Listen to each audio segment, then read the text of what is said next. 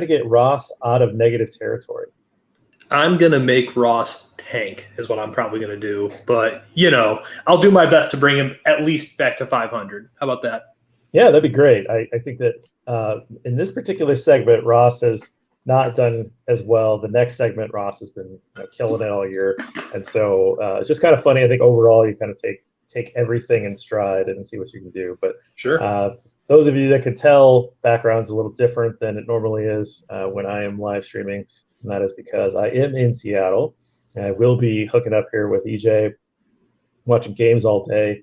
I'm going to his office, as he calls it, which is Buffalo Wild Wings in Seattle. That's certainly, I don't know if he has like frequent wing miles or what happens in Buffalo Wild Wings when you consider that your office, but we'll be watching football all day there. And then we'll be doing Bears Over Beers live together. So I think for the first, live stream for the first time, but we have recorded in person before, but very rare that we're actually together. So very excited about that.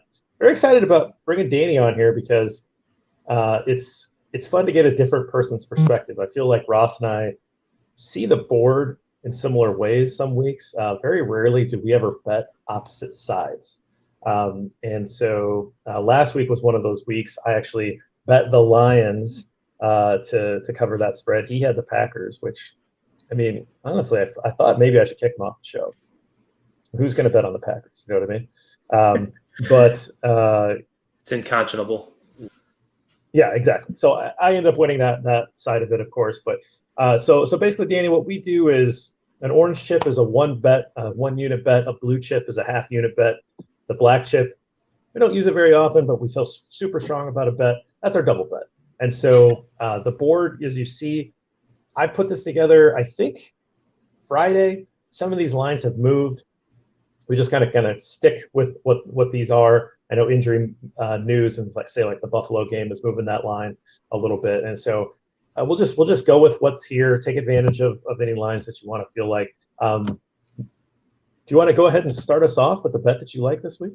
You know what? I'll start off real simple at the top of the board for our hometown team, the Bears. I like them to cover the -3 and probably actually go under. I'll probably put a single unit on that because it's two really bad defenses. And, I know the Lions have struggled averaging something like 15 points a game over the last 3 weeks, but they also haven't been playing a Bears defense that lacks any sort of punch, as it were, outside from the occasional Eddie Jackson play or Jaquan Brisker coming down into the hole. But, that's it. And they also allow the most rushing yards to a quarterback, and they're facing a quarterback who just set the NFL regular season rushing record for a single game.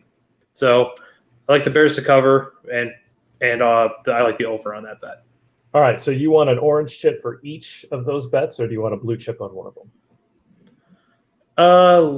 Let's do a blue chip on the over, and we'll do an orange chip on the spread. Okay. So it's interesting that you start there. I feel super confident about all of these things, right? I actually got this bet at -2.5 for the Bears. That makes me feel even better. That means a field goal is going to win this one. I think that this means that we're set up for giant disappointment. I think that something bad is going to happen, right? It's just going to be brutal. But I have the exact same idea. I feel very good about the Bears taking care of business here. I also really like this number to get toppled. I'm kind of getting burned a little bit on betting over-unders in this show with too much. So I'm kind of just going to stick with blue chips on over-unders for a while because I just feel like I'm getting burned a little bit. So I'm going to join you on those. I think that's really good. I'm going to jump over to an afternoon game. This line, I think, has moved up to 5.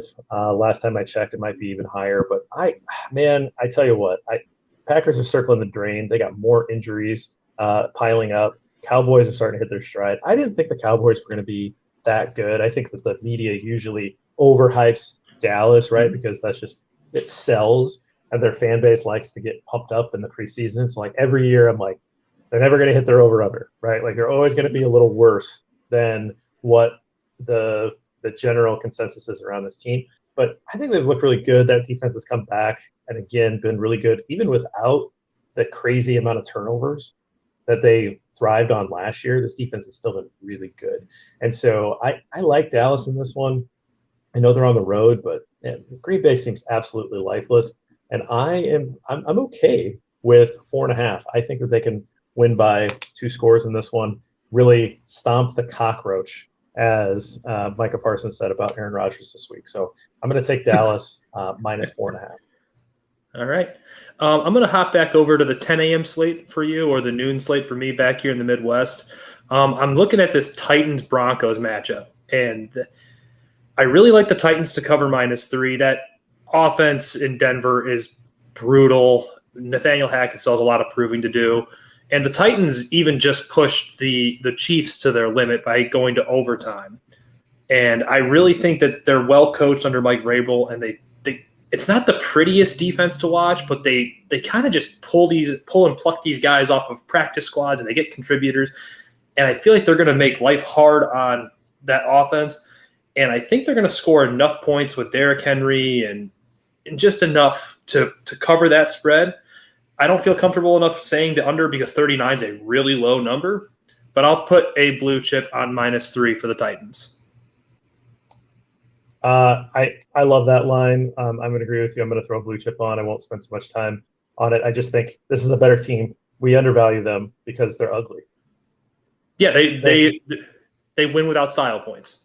Right. They remind me of some Bears teams of old, where they don't get national love because they're not fun. They're not pretty, right? But they're really well coached and they're good at football and they win football games. And it's like, I don't really care about style points at the end of the day. And Broncos are a freaking mess. Like it's a dumpster fire. They're terrible. Dumpster fire. Yeah, this is fine. This is at home. This is a good line.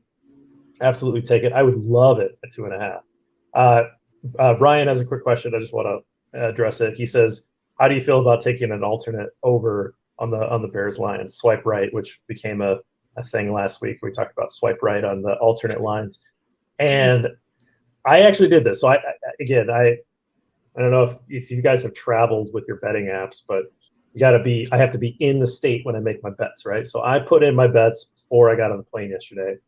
And one of the things I did was I took the over the 48.5 in the Bears Lions game, and I put a full unit bet on there. This is what I did on my personal app. The show, how I talk about the show and what I do in my personal betting app is there's overlap, but it's a little different, right? I put a full unit on it. And then I took it to the right, and I actually put it all the way up to 62.5. And I took the over with a half unit bet on 62.5. And so I have 1.5 units on the over. The half unit bet, I think I got like plus 385 odds or something like that on it. So basically my thinking is I think it's going to hit. I think the over is going to hit. I'm pretty confident about that. If it does, and it doesn't hit over 63, then I win. I won overall, but I didn't hit the big one. If they both go over, it's a really big game, right? Sure. So that's kind of my thinking on that, and that is what I did this morning. We'll see if that works. Let's see. I like this. I like this line here. I wish it was 2.5. I would have put a double bet on the Dolphins. Talking the Dolphins and the Browns. Dolphins Browns. If it was minus 2.5, I would have put a double bet on it just because I like the Dolphins as a better football team. As it is, I still think they're a better football team than the Browns. I don't hate the Browns, but they're just trying to tread water, and their defense has underperformed so much. And I was so impressed. I don't know about you, but I was so impressed with Jalen Waddle and Tyreek Hill last week, seeing them up close. I mean, I've watched some Dolphins, but that offense is working so well. They're at home. The Browns they're fine, but they've been super disappointing on defense. I think this one could be a 2-score game, honestly. So I was kind of surprised to see it where it's at. Again, I'd love it at 2.5, but I like it at 3.5. So I'll jump over to the 315 slate or 305, whatever you want to call it. And I'm really looking at this Colts and Raiders matchup. Okay. And which team do you hate less? I hate the Raiders less, but it's like the dumpster fire that has become the Indianapolis Colts between benching Matt Ryan, who admittedly was horrid, for Sam Ehlinger, and then firing one of the better head coaches, in my opinion, in football, Frank Reich, to replace him with a guy who was never even in the building or has coached at any level in Jeff Saturday. Like, aren't they bringing him in from the ESPN studio to be I think he was like a high school football coach. Nothing against high school football coaches. No, nothing. I mean, I've coached high school football, so it's like, right. I get it. But it's like, that is such a far gone. Like Jeff Saturday is going to walk into the building. They have no play caller with any sort of experience. He doesn't know any of the coaching staff himself. He's just like there. He's showing up, and it's like, hi, guys. How are you? It's like a crash course for him, and he's never coached at the college or NFL level. So that leads me to believe the spread for the Raiders, despite losing Hunter Renfrow and Darren Waller, the tight end, Darren Waller, to IR this week. I'm really tempted to just put a half unit on the -4.5 spread for the Raiders and just ride with it, because I think there's so much less of a dumpster fire than what the Colts have become. And like, a lot of times you fire a coach, you get to the thought process of, oh, well, they're going to rally behind the new guy. They don't know the new guy in any capacity. So, yeah, a lot of times a coach is fired and it's like the team is relieved. Like, they're, the locker room has split, and most of these guys have like turned on the head coach, right? Or, it wakes them up because they say, hey, okay, like, this is going to be a new regime. I got to play a little harder. This team could just be in for like a 30 for 30 like a miserable experience here, where people are like, and then the professional football team just like came apart at the seams, and there was, you know what I mean? Like, it could be epic levels. I wish it was any team but the Raiders, right? So because the Raiders are so terrible. And I mean, like, I can't confidently bet on the Raiders right now, because they're poorly coached, and they're going to keep that guy. Right. So the only thing I will say is two-pronged. Their offense is still top 10 in the league in EPA per offensive play. I get that it has lost two weapons, but the other side of that is because your two weapons that you're trying to also force feed the ball to, aside from Devontae Adams, are now gone. The best receiver in football, arguably, is now going to be force-fed the football, and he's a problem for anyone he's lining up against.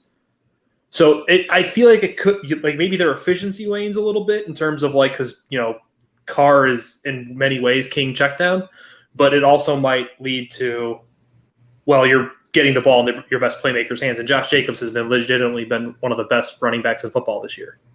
Yeah, that's a good point. Again, I wish it was a different team than the Raiders, because I think this is a right thing for betting. Totally. So I like the bet. I'm not going to join you, because I'm just a little bit like, oh my god. I'm gonna put a full unit bet on the Giants. Now, I don't love the Giants. Shocked, JB. What's that? I'm shocked. I'm totally shocked that you're doing that. I don't love the Giants, but I sure do love their head coach. That's what I'm saying. So he's finding ways to win football games. He's going against a bad football team. They're undermanned. I don't want to pick on Lovey too much, but I have bet Texans a little bit this year, because I think that they, in the right circumstances, can be a little feisty. Right now, I don't really believe in them to be able to go on the road and handle a team that has been winning football games. Daboll is really establishing a culture here. I think the big thing for me that sticks out is that Saquon Barkley, who's been having fantastic years, 2 years removed from that injury. You see that a lot with ACLs, where that first year back, they don't have that explosiveness. He's back fully this year. He's dominating. He's going up against the 32nd ranked running defense. The Bears had their way with the Texans. Everybody's had their way with the Texans in terms of running the football. This really lines up well for the Giants to be able to control this game from start to finish. And so I'm going to put a full unit on the Giants to be able to comfortably cover this game. Sure. I get it. And like you said, Daboll has been nothing short of fantastic this year to open his coaching career. I mean, the offense is a bit gimmicky because of what they've made Daniel Jones a hammer almost, which is hilarious. but it's working. Like, there's no denying the results to this point.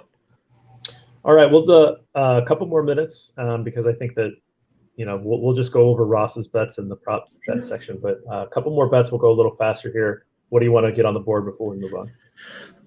I'm looking at the next one as Chargers Niners. That +7's a big number against a good offense. I get they're missing Mike Williams and Keenan Allen, but Josh Palmer had a hell of a week last week with 8 for over 100 yards.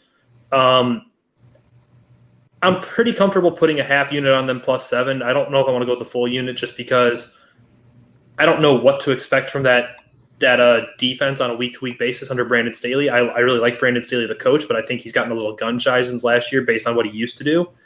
But Justin Herbert's just unbelievable at football. And I think that offense is still going to do enough with Austin Eckler and Mike and Joshua Palmer and Justin Herbert leading it that they're going to be fine to cover that number. The 45.5 is also pretty big, truth be told. Yeah, right. Good point. The Niners defense is really good, and maybe a reflection of the Niners defense. But a little nugget that I picked up a while back, and I don't know how well it's been going since then, because I think I lost the bet that I made. But Kyle Shanahan as a favorite, pretty terrible record. Kyle Shanahan as in terms of against the dog, and as a dog, he's better. And so I actually think that the Niners are really good at home. But, I like it because it's too big of a number for me. And I think that you got a dynamic quarterback on the other side. I think he can keep things close. I mean, I still think San Francisco is a better team. They probably win this game. But also AFC should get a bump this year. When you got AFC versus NFC, I think you should add in some points. Let's see. Anything final for me? I think I want to what was it? This number is really big. 11. That's the one I was looking at next, JB. Yeah, it's just too. I like the Eagles a lot. I've got a lot on them, but it's just too big of a number for me for a divisional game. I'll join you on that one, JB. Okay. All right. I think that's it for me. Is there anything else you want to get on the board? The other thing I was looking at was that same game. The Eagles' offense has just been hellaciously explosive, and God, it's just one of those things. It depends on A.J. Brown and Devonta Smith, but that 43.5 number is intriguing to me. I don't know if I like it enough to put another full unit on it, but you know what? Let's do it. Let's do a unit on that because I'm intrigued.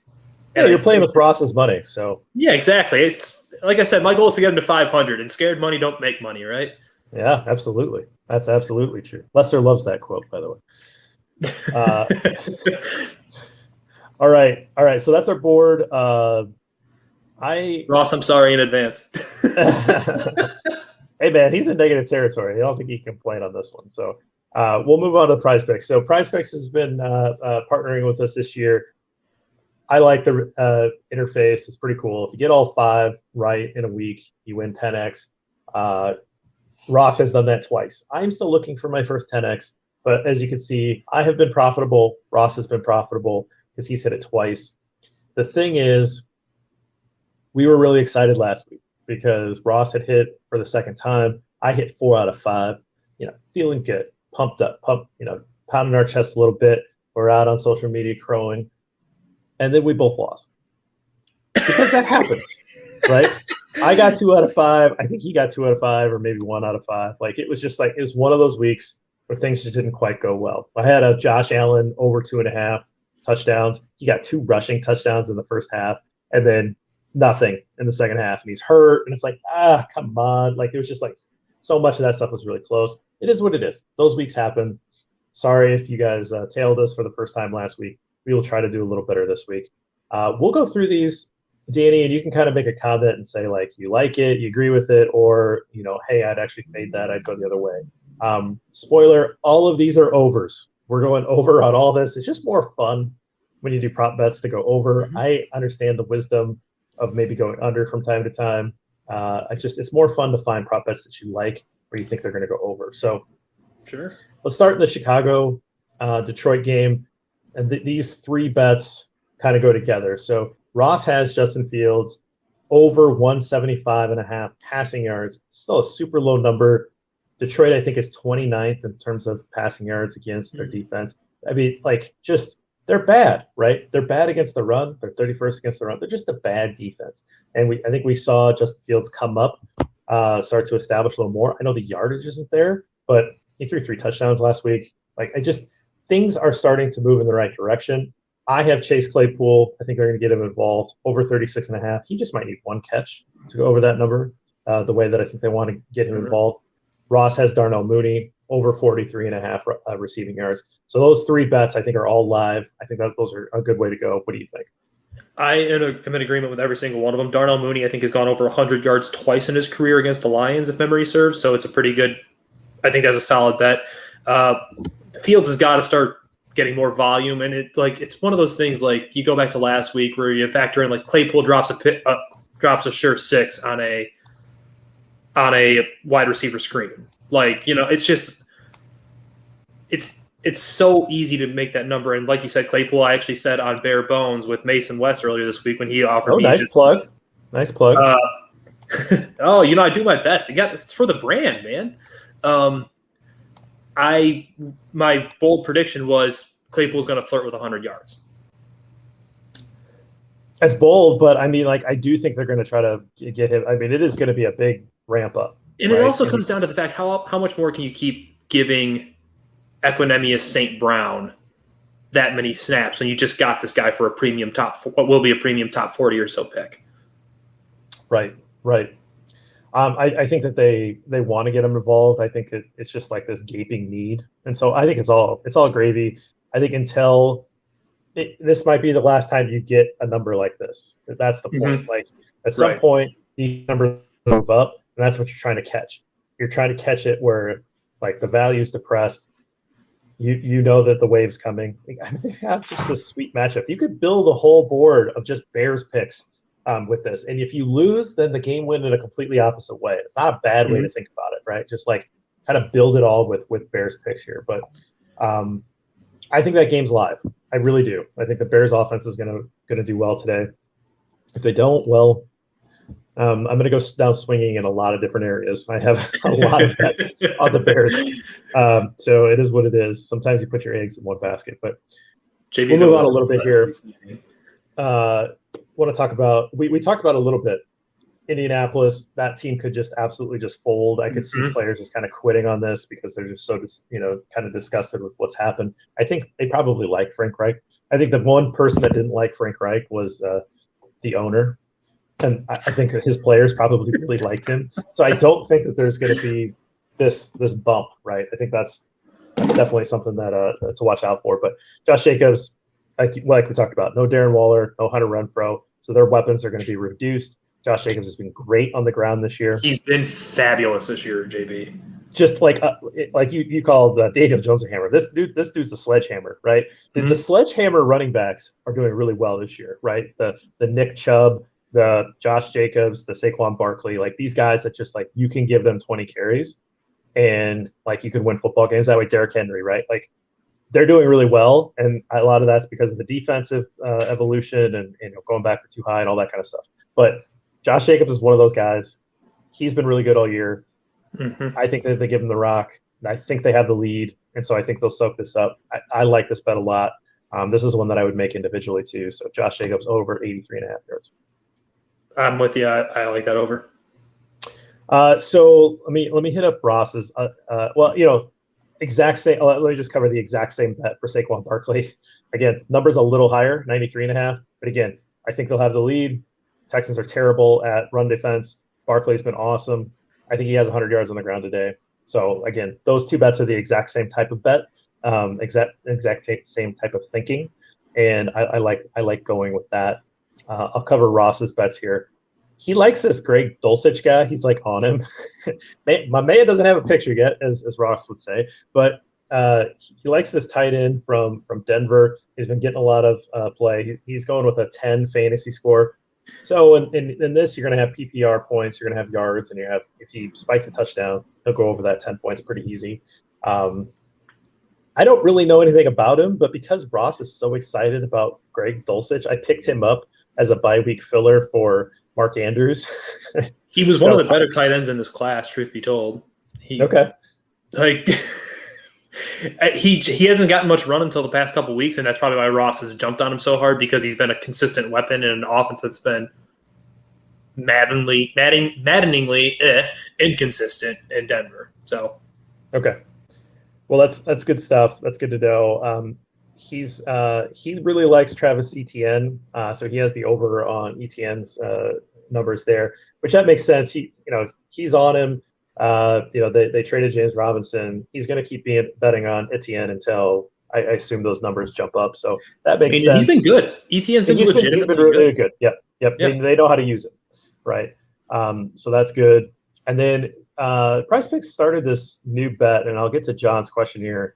They added this new bet this week where they're putting two players in from the same game. Sometimes it's the same team, sometimes it's the opposing team, or a touchdown bet. So it's opening it up a little bit more, adding more touchdown bets for you to have. So this is Ross picked one, Deontay Johnson and Najee Harris. They just, between the two of them, one of them has to score.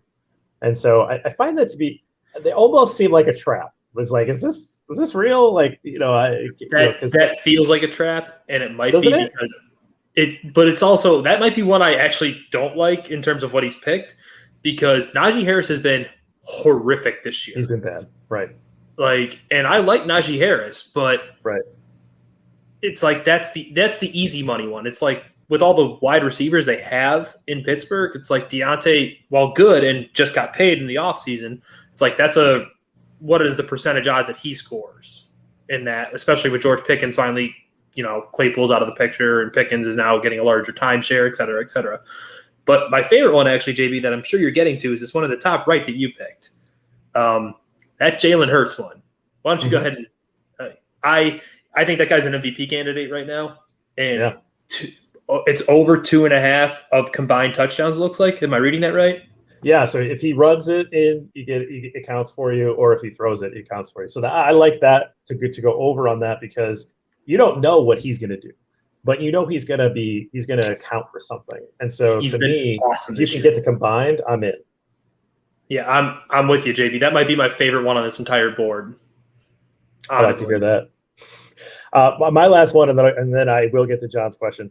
Dak Prescott over 1.5 passing touchdowns against Green Bay. Again, I think the Dallas offense is it's revving up. I think that they're playing good football. I think Dak's back. I bet, infamously, I bet against Dak against the Bears. That did not feel very good in real time. So that was not good. But I think that they're ready to go, and I think that they're going to be fired up for this one. So I like that. John's question: what are your thoughts on Amari Cooper plus Kareem Hunt over basically a touchdown bet for one of those two guys scoring in that game?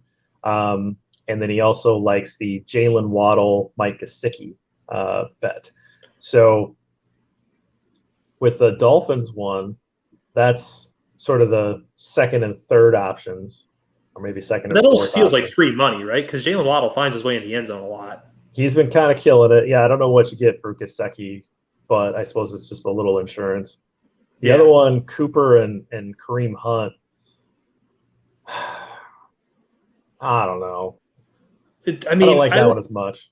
I don't think Jacoby Brissett's been anything short of fine this year. Like, he's been markedly a NFL quarterback, which sounds weird to say, but he hasn't lost them football games, right?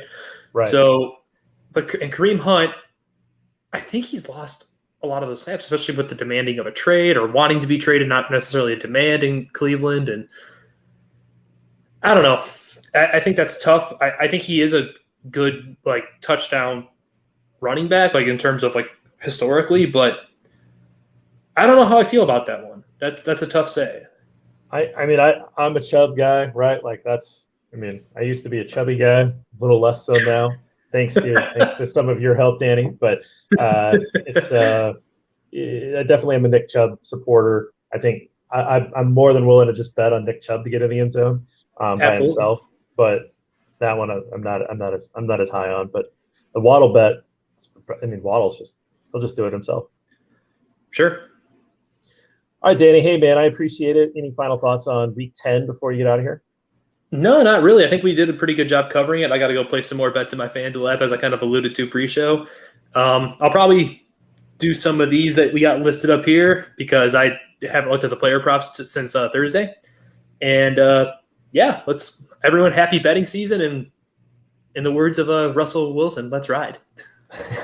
Oh no! All right, fade Danny. Fade Danny. Fade Danny. Right. Fade Danny. Thanks, Danny. Really appreciate you filling in. Have a good day. Thanks for having me, JB. I'll look forward to hearing the rest of the show. Sounds good. Thanks. All right, Erik Smith coming in. How you doing, man? How you feeling about last week escaping that survivor pool pick? Apparently a team without a quarterback can hang with the Kansas City Chiefs. Who would have thought that, right? But yeah, I got my Chiefs pick out of the way. Apparently they're kryptonite in survivor leagues, so I'm glad I got a win on that one. That was so crazy that you you had to sweat that one because that was the obvious pick this week, last week. So yeah, let's get into daily fantasy stuff. So we have had so much overlap this year that I find it funny every time you send a lineup and there's just a bunch of stuff that's similar. We're not that similar this week. We've got one exact match, and then I think like one game that you tried to get into here with your flex that I'm hammering pretty hard. So we actually have two pretty different lineups, and looks like we built them in very different ways. So why don't you start off with how you built your lineup this week? Yeah, I was actually worried it was going to be another week of this when I started with Mahomes and Kelsey, pairing them together. Obviously, that's a pricey pairing, $8,500 for both of them, especially Kelsey, because that's way up on the rest of the tight end spending. But this week is tough because there's so many quarterbacks that are hurt. You've got, Stafford, you've got Kyler Murray, whatever's going on with Josh Allen, whatever's going on with Tannehill. There's a lot of options kind of off the table. So I think Fields was the other clear option, but I landed on Mahomes. I just felt like the pairing of him and Kelsey is an easy, 2 touchdown or more potential against Jacksonville. So that's kind of where I started.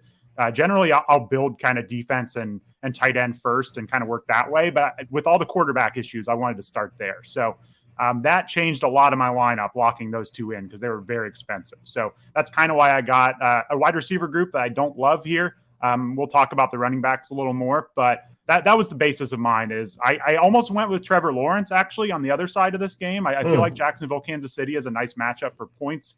I watched Jacksonville against the Raiders for what we saw for QB list, and I really liked what I saw from Trevor Lawrence. He's a good quarterback. Unfortunately, his weapons are not that great, and so there's just no run after the catch. There's no explosive plays, and that's kind of what held me back from picking Lawrence. Is I was kind of struggling to see him putting up 40 fantasy points. You know what I mean? I think he'll be good, but I just didn't see that blowout week. So that was kind of a game I wanted to attack, and I just ended up on the Chiefs side of things. Like you said, the other obvious choice here was Fields. Yeah. I don't know, man. If I'm not going to take him here, you're right. When am I ever going to do this thing? I started Joe Burrow over Justin Fields last week because of our conversation. Yeah. And I started Chris Godwin over Singletary or whatever. I ended up tying my matchup. So that's brutal. I would have just won had I, and whatever. It is what it is. But the Fields thing, I'm still kicking myself because I think I saw it going into last week that this was the right pick, that he had been ascending to solid QB1 levels with the ability to go nuclear, right? And he did. Yeah. And so right now I'm all on the Justin Fields. You gotta start him everywhere you can, get value. It's not a cheap. I mean, you look, $200 difference between Fields and Mahomes. That's not a very big difference, but I think right now, given the matchup, given they're at home, I think you got to go for it. I think as a Bears fan, there'll probably be a ton of people playing Fields, but this is where it all lines up for him. On paper, you're not going to get a better matchup. So I'm going Justin Fields here. I did pair him with both Claypool and Mooney. I think that's not smart. That's too aggressive. I just couldn't pick between the two, and I actually ran out of money at the end. And so I just kind of went for it and kind of kept it there. The reason why I ran out of money because I spent a lot of money on Saquon Barkley. Yeah. And this is the matchup, man. He's going up against the worst by a mile. They give up 180 yards on the ground per game to the Houston Texans. And Saquon Barkley has been absolutely killing it on the ground this year. And so for me, this was like screaming, yes, premium, dollar amount, all that.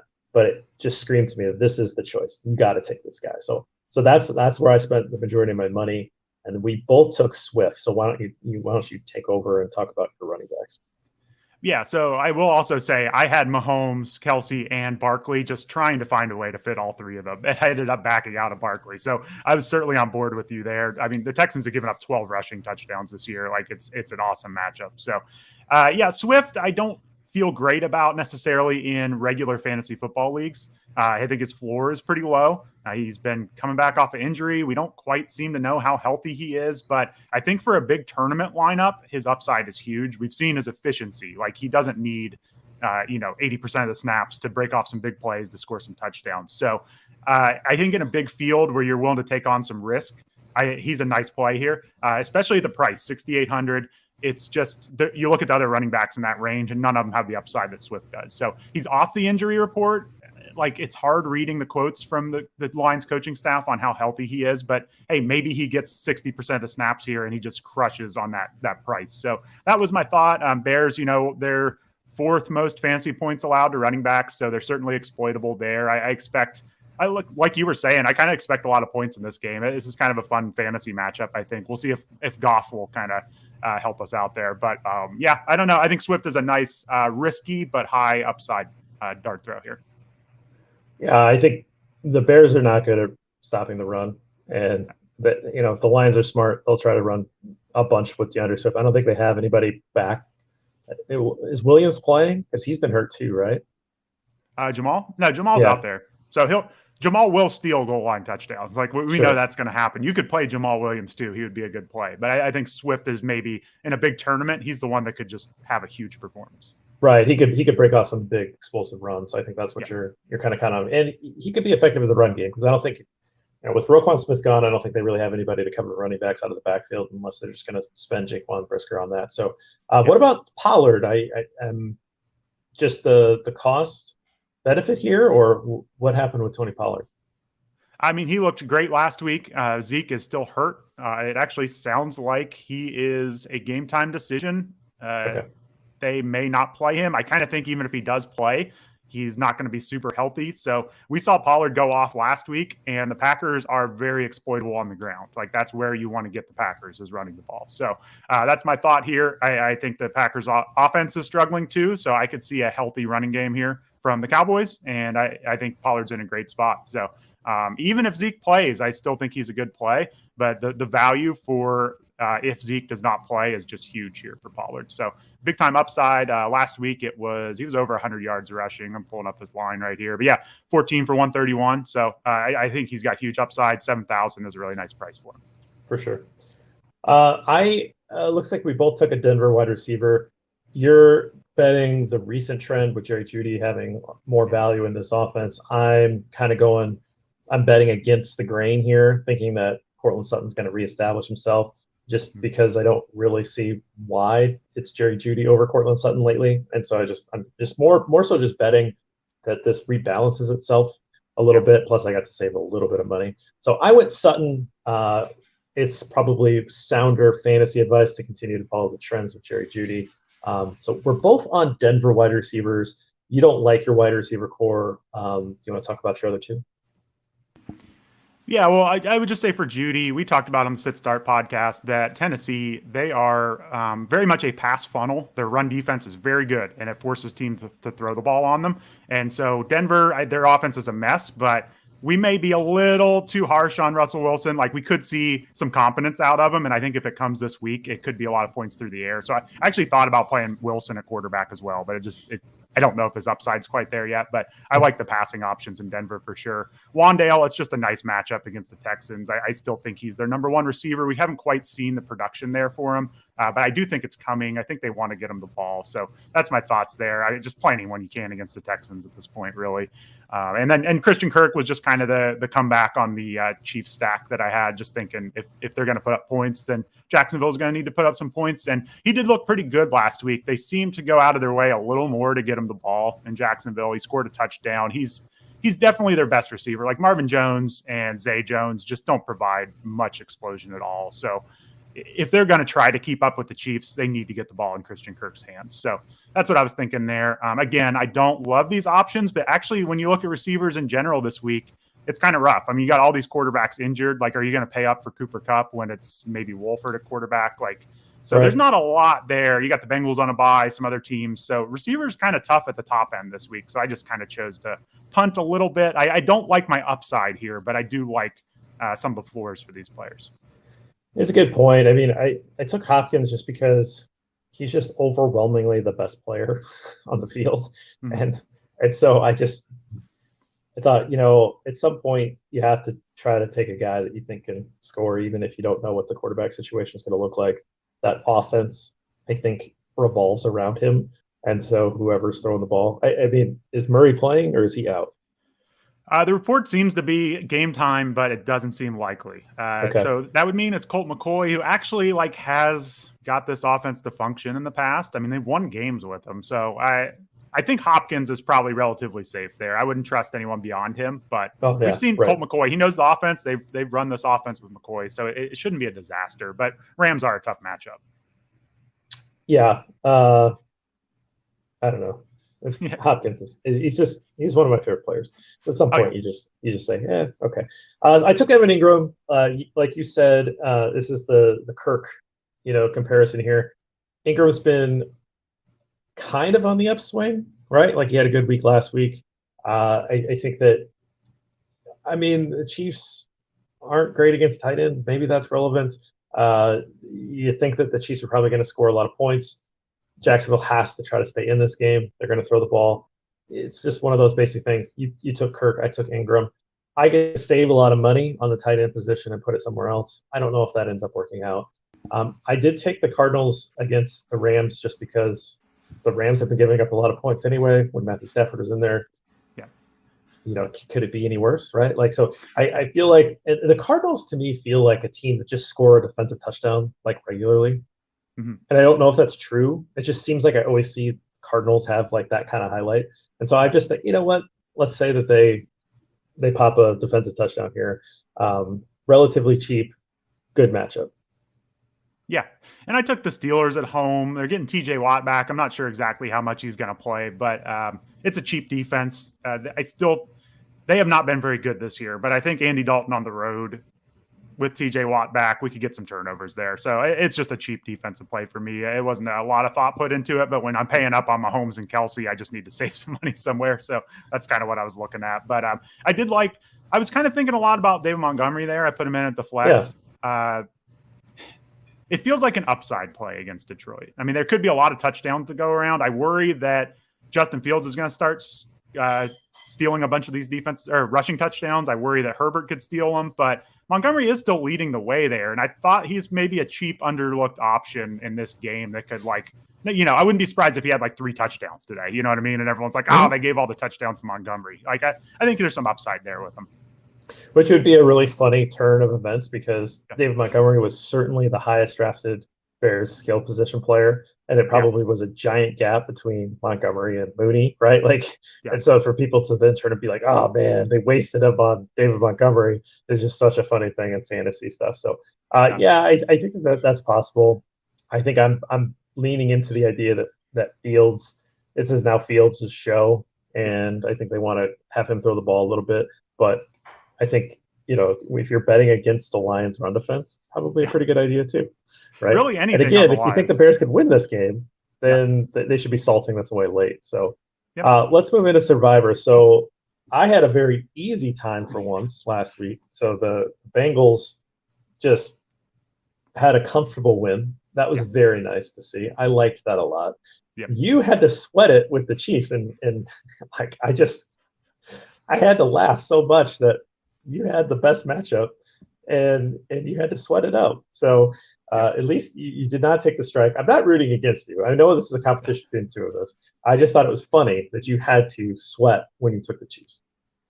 It was wild. I mean, how many passing attempts did they have with Malik Willis, Tennessee? Like it felt like about 8, I think, maybe. So unreal. But I mean, that's why you take them. They got Mahomes. At the end of the day, they seem to figure it out. So I will. I'm not going to complain. It's a green plus sign in the column. So I'll take it. All right. So week 10, we're starting to get into some interesting territory. And it's your turn to go first. And so where are you going to go? I think there's before you say anything, I think there's 3, maybe 4 teams that are live for us that stick out. So who are you going to take? Work through your process. Yeah, this is almost a week I'd rather just have you go first because I almost would rather have someone pick it for me. I don't love the options this week, to be perfectly honest. So okay, there's something that really, I think the matchups for me are either the Raiders or the Giants, which feels gross because I respect what the Giants are doing, but it's hard to bet on them in a survivor pool. But I do think I'm going to go with the Giants at home against Houston. I kind of expect this ride to end eventually with the Giants, but I think we can get another week out of them here. I don't have great analysis here. It's a 5-point spread. It should be a win for the Giants. There's something that just makes me wonder if this is going to come crashing to an end when Daniel Jones starts turning the ball over again. But let me try to get the Giants out of the way here. Something about the Raiders, I think you all kind of alluded to it. It worries me a little bit, even though the Colts are in such disarray. Okay. So the Giants are certainly the team that I had as in my top 2. Okay. I think this is a good spot to take them because they're at home. They're against a bad team. Again, they're 4.5, 5-point favorites. That's not the most or anything. We don't have the Eagles available to us. That's the biggest spread. So there's that. The Raiders thing, I just don't like them. I know. And I think that it makes sense to us from the outside that this decision to remove Frank Reich from the Colts is one of those things that could absolutely turn players off, and this team could just kind of quit, and there just would be kind of this disaster. It is a disaster, right? Yeah. I don't know that the Raiders are the team to just take advantage of it, right? To smell blood in the water. That they got some injuries. It makes me uncomfortable. I just can't go there. I thought the Raiders. Maybe it's because my expectations of the Raiders coming in this year. I thought they'd be the worst team in the division, but I thought that they'd be competitive, right? I thought that they'd be 500-ish, and they just have looked so bad so frequently that I just don't really, I don't feel good about them. And so I don't really know how to, to me, it's a stay away, right? It's a stay away game. And so I'm sure that the Raiders will probably be fine, but I'm not going to go there. The other game, I'll get to my pick here. The other game that I was thinking about, I think the Titans at home against the Broncos is at least interesting. I would at least kind of think about that one. There was a third I was thinking of. I forgot too. I think you're going to get to it. So the two that it came down to, since the Giants are off the board, Dallas going to Green Bay. Yep. Bears at home. Okay. Against the Lions. Okay. Yeah. Those are the two. I think Dallas is a pretty good team. I think that they're going to win this game in Green Bay. I feel pretty good about that. I put a bet on it. I think Dallas will probably win some other games down the line. I don't know when else I'm going to take the Bears. The Bears have a couple winnable games. This is at home against the Lions. They're playing some pretty good offensive football. I got to take the Bears here. I like it. That's my pick. Dallas is probably the smarter pick because if you're just looking week to week, we're picking this all 18 weeks. Mm-hmm. I want to use the Bears here because I'm not sure when I'm going to use them. They have a stretch that is just brutal. Right now is the stretch where they've got home against the Lions, they've got the Falcons next week. The Jets are playing better football. We'll see what the line is when that one comes out. They'll probably be underdogs. They're going to be on the road, and then they have the Packers at home. Which of those games do you feel best about?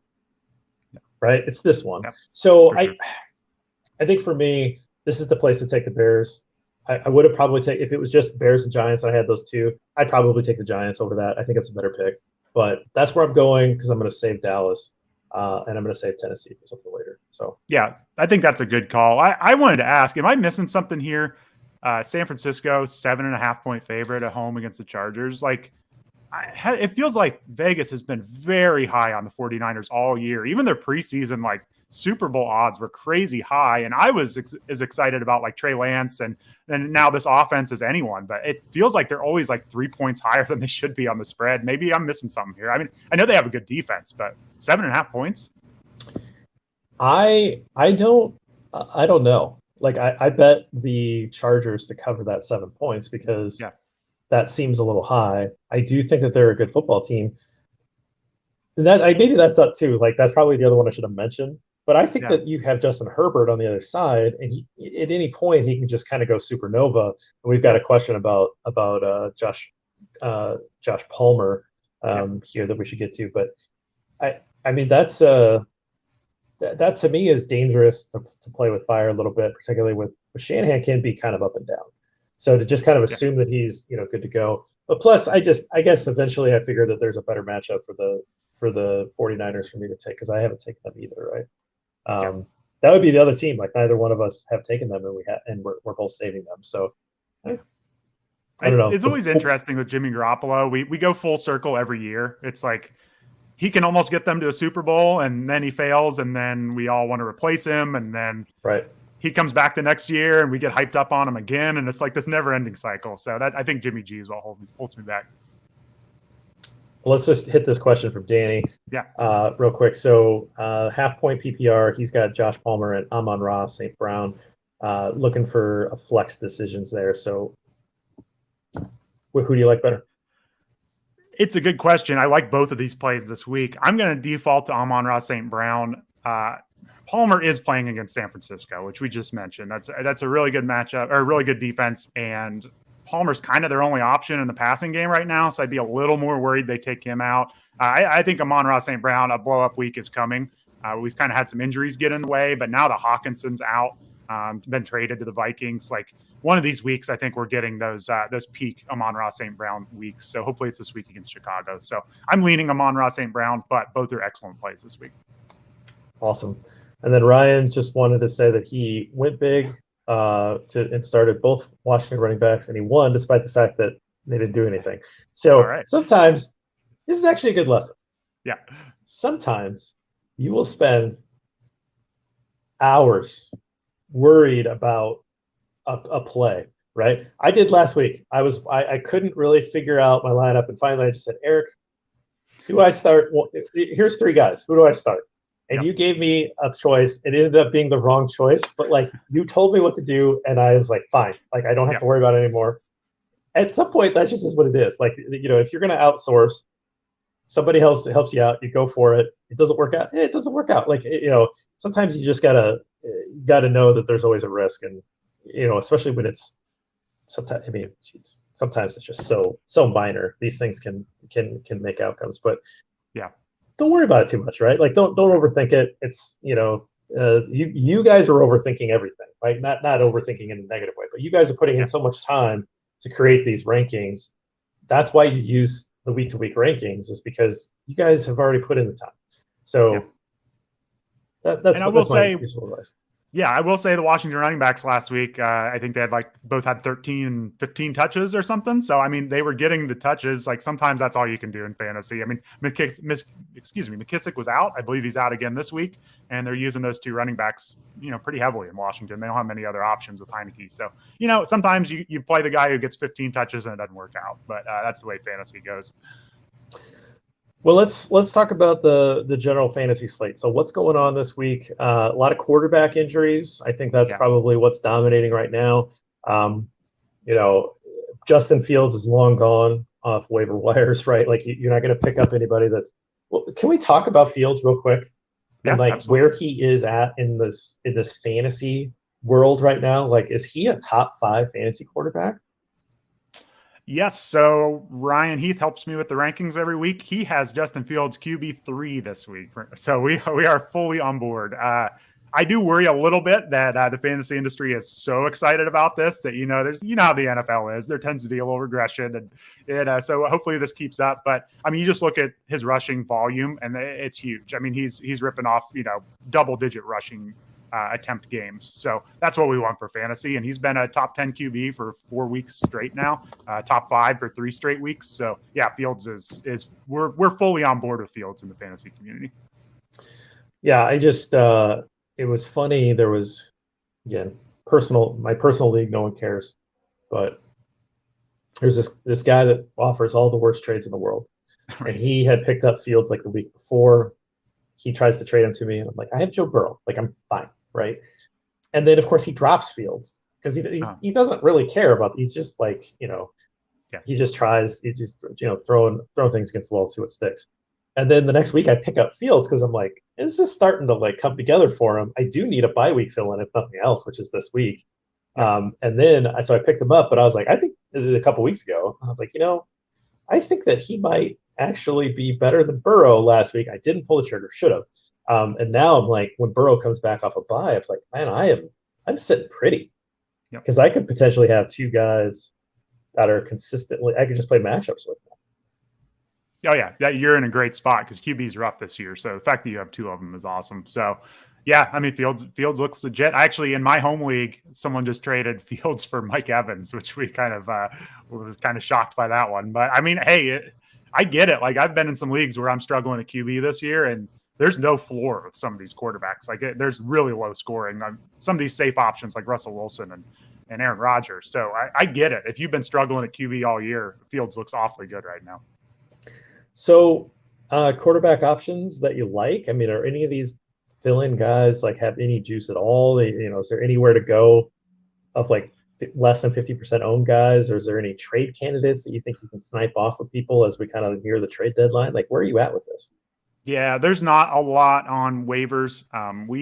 Jimmy Garoppolo was our top streaming option on the Sit Start podcast. He was 46% rostered at the time. I'm not sure where he's at now, but he's been pretty consistent. He's been throwing like 2 touchdowns most weeks. And I mean, they have so many weapons in San Francisco now. It is crazy. I mean, I know we talked about they shouldn't be favored by 7.5, but he's got maybe the best skill position players like across the board in the league when you factor in Kittle and McCaffrey and 2 good receivers. So Garoppolo is a solid, like decent floor option this week. It gets ugly after that, though. We're looking at like Jacoby Brissett against the Dolphins.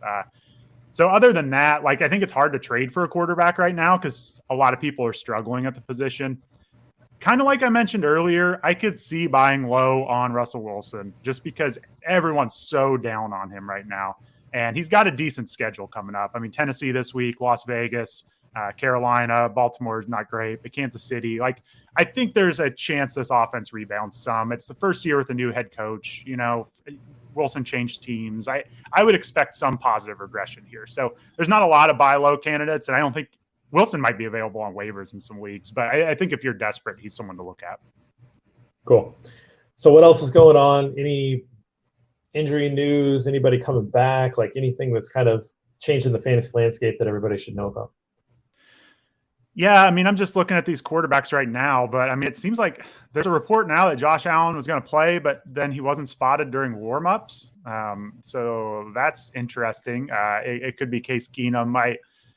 I don't think we should probably be starting anyone in Buffalo other than Stephon Diggs at this point, just because of the concern over is Allen going to be playing or not. If you have Josh Allen, I'd play him as long as we get some clarity before kickoff that he's actually starting. I would trust Allen just because of the quarterback situations we've kind of talked about. But no, I'm just kind of keeping an eye on these QBs as far as news goes. Otherwise, like we spent a lot of time on the Sit Start podcast talking about some of these like backfields that like Fournette and Rachaad White, who kind of the younger back may be coming for the job. It looks like Fournette got hurt during this recording. So we may be seeing Rachaad White take a lot of work going forward. We'll see how bad Fournette's hurt. Another situation, Najee Harris and Jaylen Warren in Pittsburgh. There's been a lot of talk this week that Jaylen Warren is coming for more work because Najee Harris has not been very good this year. I'm a little skeptical that they just like bench Najee Harris, but I would say if you have a bench spot to use, pick up Jaylen Warren. He's been getting about 30% of the snaps, and they've been talking him up this week. I don't know if it's actually going to happen, but the downside is it's the Steelers offense, so I'm not sure how much upside is there. But yeah, Just kind of looking at some of these backfields. Jeff Wilson Jr. got traded to the Dolphins. He is right there with Raheem Mostert now, like a 50-50 split. So. That kills me. Absolutely kills me. I had Mostert just like locked in, RB2, let's go. And now he's like borderline flex play. Yeah. It's funny how that stuff works. Last week, 28 snaps for Wilson, 27 for Mostert. That was against the Bears was last week, right? So that was a competitive game, and they were giving them both the looks. They both scored a touchdown, though, so I do think, like, there are not a lot of good offenses this year, and Miami is certainly one of them. So either of them have a good shot at touchdowns. So I wouldn't give up on Mostert here. I think he's been so injury-prone in the past. Like, they just need somebody to take a little bit of load off of him. So I think Mostert's still good going forward. I just wouldn't expect, like, a 70% snap share. It's a smart football move, real life football move. It's not good for your fantasy team, right? Because like if Raheem Mostert gets hurt, then you just don't play him. And I know that's like, this is the thing about fantasy, right? Is that you don't think about things like there are some overlap, particularly like defenses. Like there's defenses I like. I generally start them. Sometimes they don't have good fantasy scores, but I usually feel pretty good. Like I like San Francisco's defense.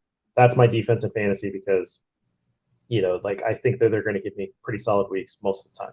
But you start to think about things that are you're all about points and points in that particular week, right? Unless you're playing like a year-long best ball league.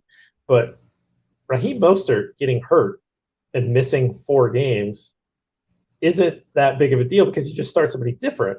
But Raheem Mostert going from 80% snaps to 45% snaps really sucks. Yeah, it does. So it's just funny, but like as a Dolphins watcher, that's great for them. That makes a ton of sense. They're much better off by getting Jeff Wilson Jr. in there because now they have 2 backs that they can split the load. They don't lose anything with Wilson. Like those 2 guys were both looked really good last week, and they both know the offense. It was a super smart football move. It was just like, and that's one of those things. Like, I totally love it from a football perspective. Hate it for fantasy. Yeah, it's funny. We kind of talked about in that podcast this week too. Like even the Leonard Fournette versus Rachaad White discussion. There's a lot of fantasy people that want White to get more work because he's the exciting young rookie.